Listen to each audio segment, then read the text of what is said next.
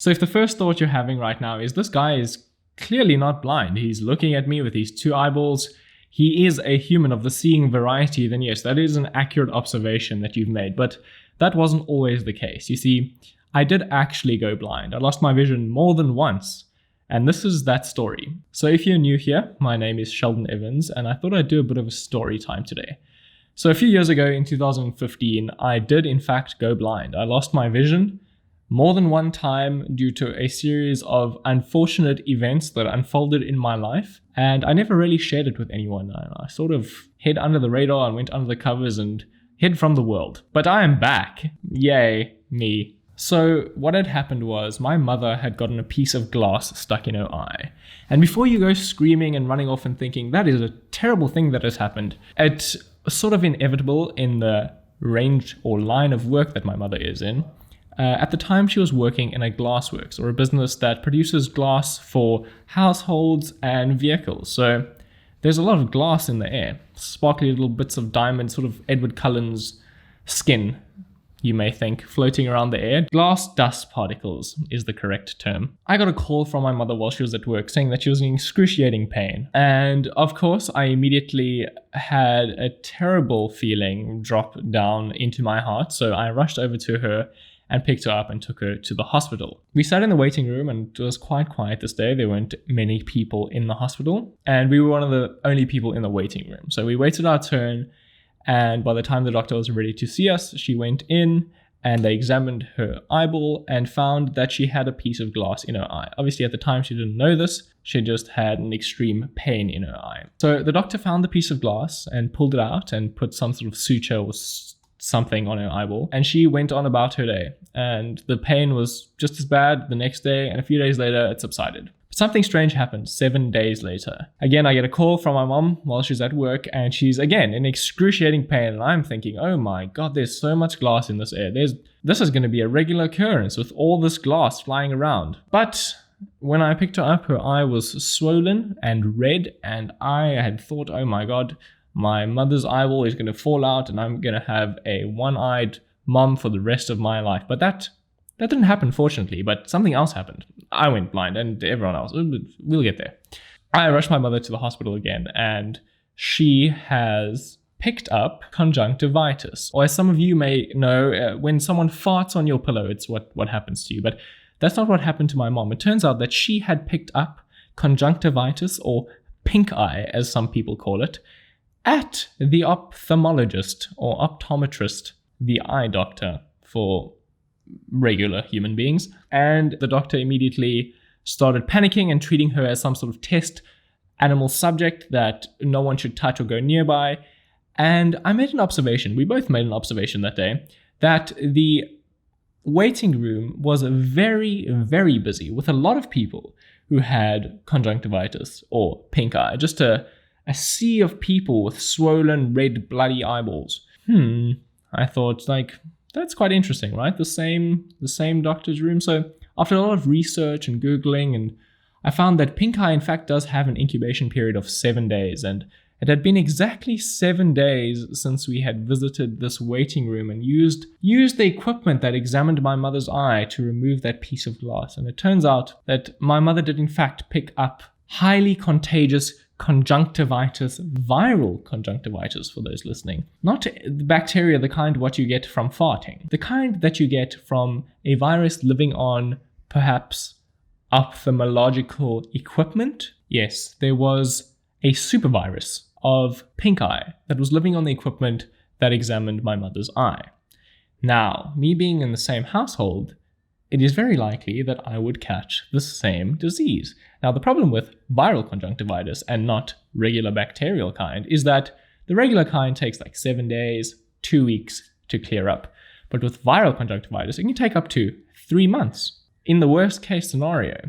Guess who gets the worst case scenario? But we'll get to that. And on top of that, you can't really treat it. You sort of just have to wait it out because it's a virus. Sort of like this whole thing that we're dealing with right now. So for around 6 weeks, my mother had the most excruciating pain. She bled from her eyes were swollen, it felt like constant sand in her eyeballs, and I thought, please God, may I not get this. And of course, living in the same household as my mother, I was running around with alcohol spray, spraying everything before we had to do it.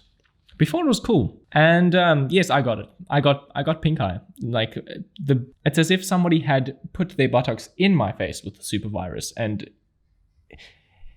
into my face. And I got it. I got the horrid conjunctivitis. And so did my father. We all got it. My mother cleared up quite well. Her vision came back and her eyes healed. And for around 6 weeks, I was in excruciating pain as well, and just bleeding from my eyeballs, crying, blood, just horrible things. Like sensitivity to light, pain in my face. And after around 6 weeks, it sort of vanished.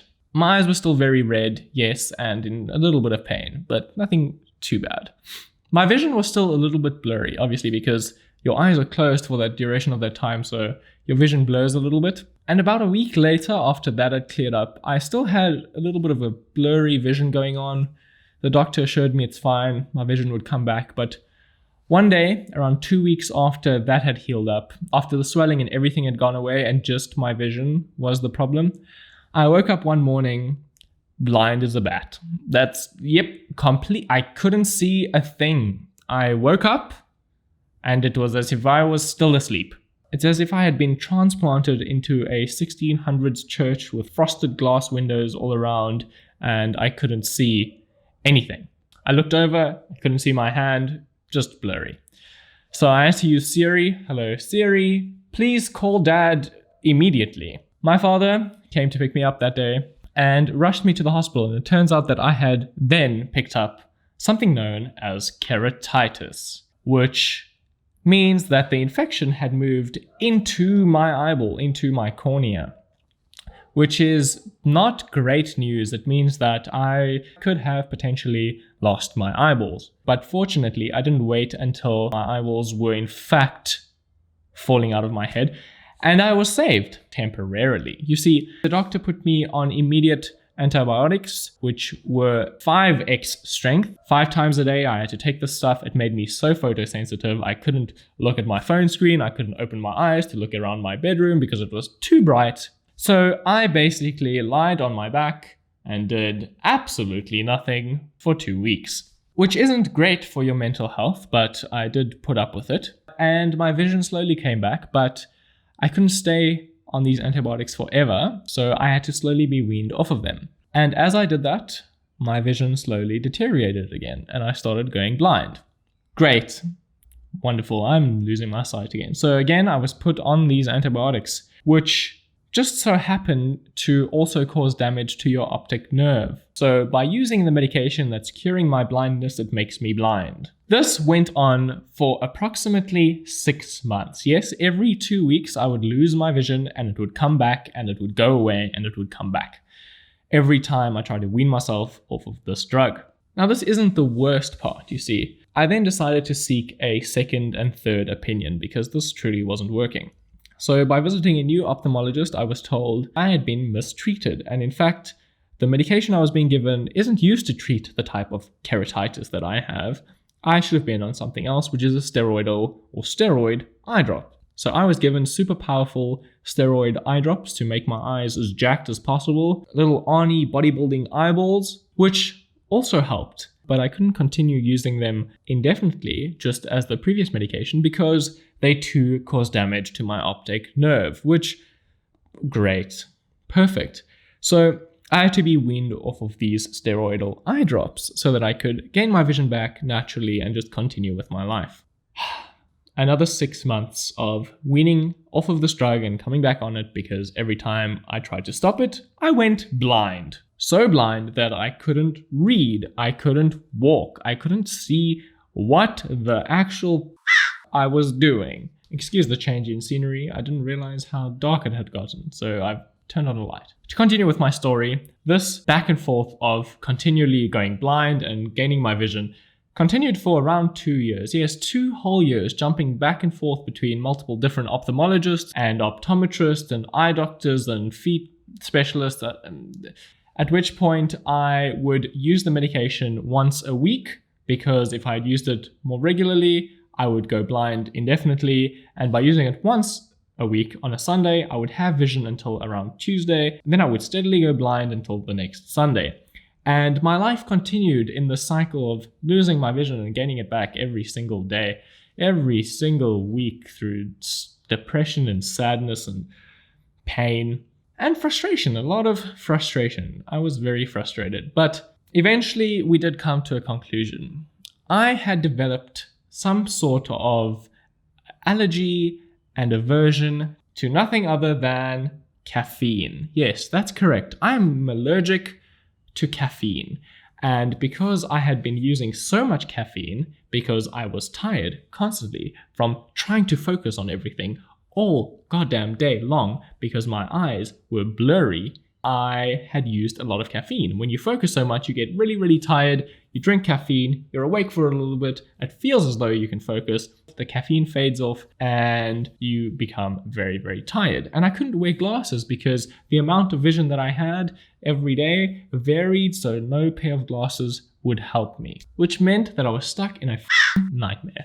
And the way that I found this out is that I stopped drinking coffee because I wanted whiter teeth and the coffee was dyeing my teeth. And by not drinking coffee and drinking tea instead, I'd been using a lot less caffeine and my vision started returning. So I started experimenting, using coffee one day and tea another day. Decaf tea for those saying that not all tea is decaffeinated. Yes, I know that. So I started using decaffeinated tea and my vision came back. I then found one other case of a baseball player who had experienced something similar when he had keratitis and was using Red Bull before his baseball games. So I was a very rare case of someone who had developed some sort of allergy to caffeine that made him blind after getting conjunctivitis from an eye doctor. Full circle. I am back on my feet and I've been this way for a while now and I can see, fortunately. And the reason I wanted to share this whole messed up story with you is that life continues and you can get through absolutely anything. So I know that a lot of us are struggling in this time right now. There's a lot of shit going on in the world. Crazy stuff is happening. A lot of us are struggling. We're suffering with our mental health. Anxiety is taking over us and taking control.